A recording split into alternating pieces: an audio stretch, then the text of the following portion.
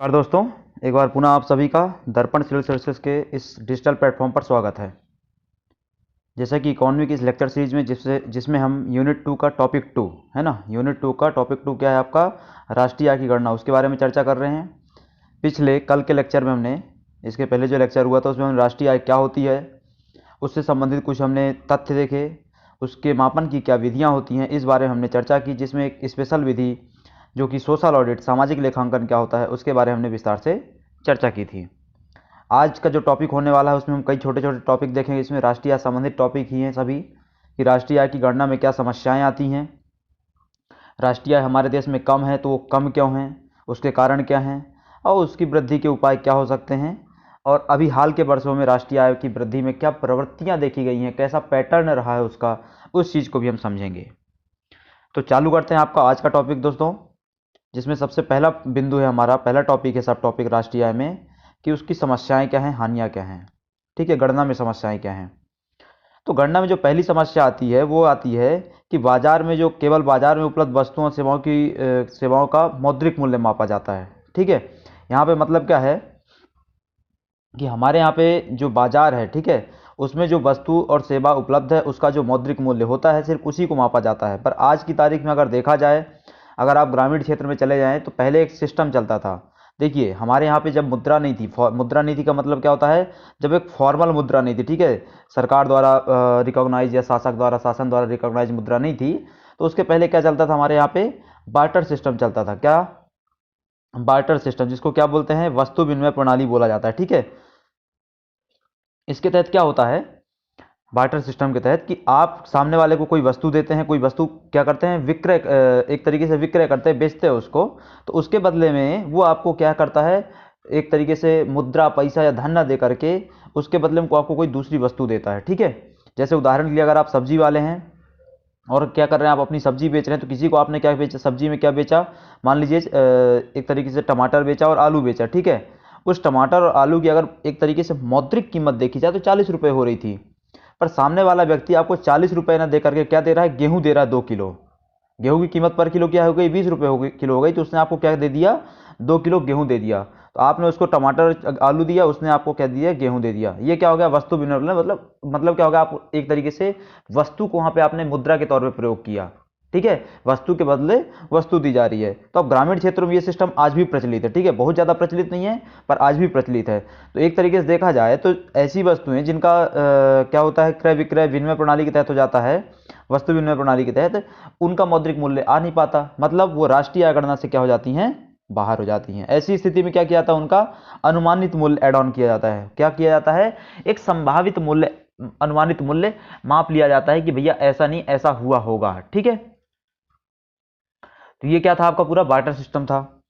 ये पहली समस्या। दूसरी समस्या आती है असंगठित क्षेत्र के आय मापन का अनुमान आधारित है। अब देखो, असंगठित, हमारे यहाँ पे जो बाजार है, पूरा जो व्यवस्था है, एक तरीके से दो तरीके से चल रही है, संगठित और असंगठित। संगठित मतलब जो सरकार के नियम कानूनों के तहत संचालित है, सरकार द्वारा एक तरीके से वो क्या है, हो रहे हैं, उनको कुछ ना कुछ लाभ मिलता है।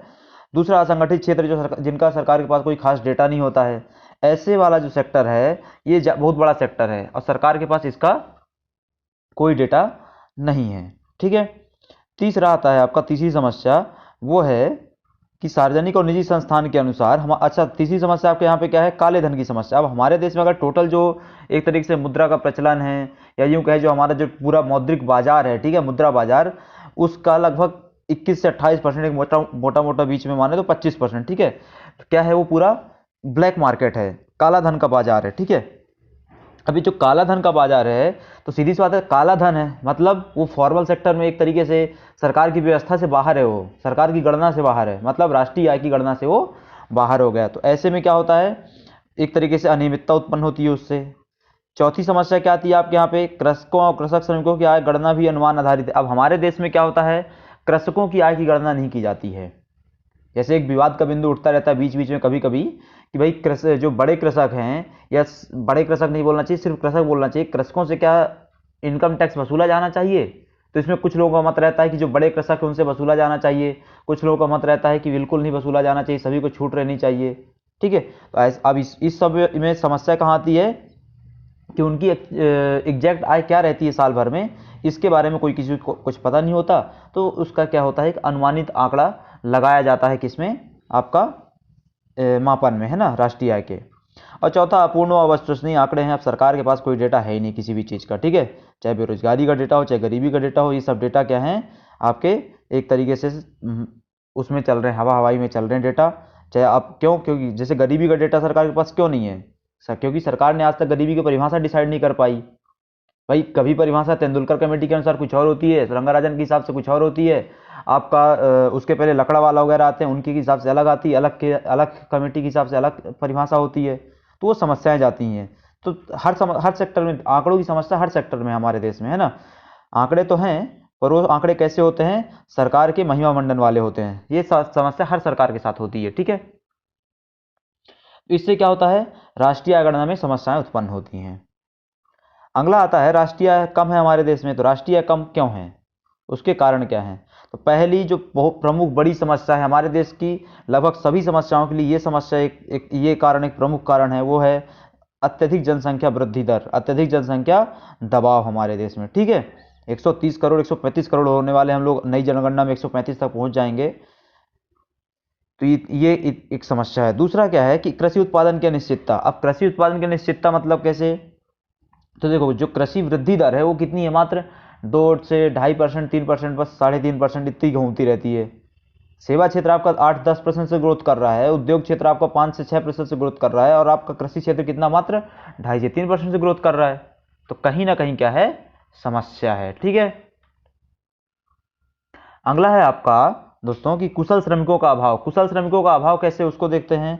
तो अब हमारे देश में एक तरीके से कहा जाए तो श्रमिक वर्ग बहुत बड़ा है। जो हमारी जो टोटल आबादी है उसका लगभग 65 से 66% कैसी आबादी है, कार्यशील आबादी है। लेकिन उस कार्यशील आबादी में मात्र 4 से 5% ऐसे लोग हैं जो क्या हैं, किसी न किसी प्रकार के कौशल से युक्त हैं, ठीक है। तो बाकी लोग क्या हो गए, कौशल नहीं है, कौशल नहीं है तो सीधी सी बात है वो क्या है, बेरोजगार है, बेरोजगार है तो क्या है, वो अर्थव्यवस्था में योगदान नहीं दे पाएंगे, अर्थव्यवस्था में योगदान नहीं दे पाएंगे तो मतलब एक तरीके से राष्ट्रीय आय बढ़ाने में उनका योगदान शून्य हो गया। अगला क्या है, निम्न बचत व निवेश दर।